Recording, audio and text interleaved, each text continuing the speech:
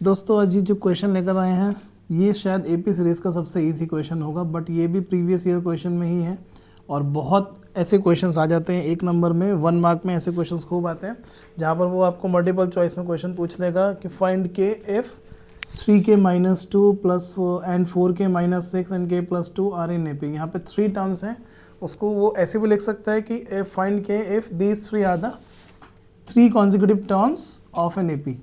तो अगर ऐसा क्वेश्चन कभी भी आ जाएगा, आपको कुछ नहीं करना। एपी की सबसे पहली कंडीशन क्या होती है कि एपी में कॉन्जिक्यूटिव टर्म्स का जो डिफरेंस है वो सेम है।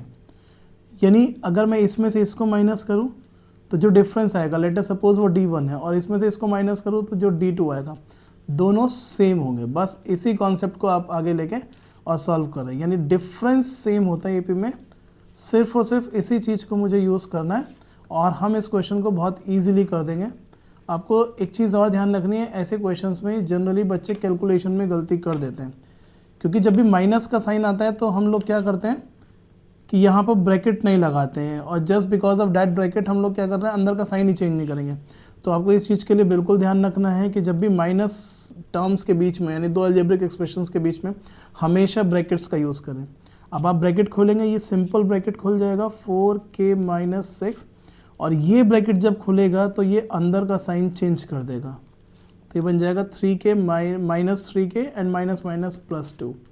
और ऐसा ही कुछ इधर होने वाला है, तो ये -4k एंड +6। अब केवल सिंप्लीफाई करना है। 4k - 3k is k, -6 + 2 is -4, k - 4k is -3k, 6 + 2 is 8।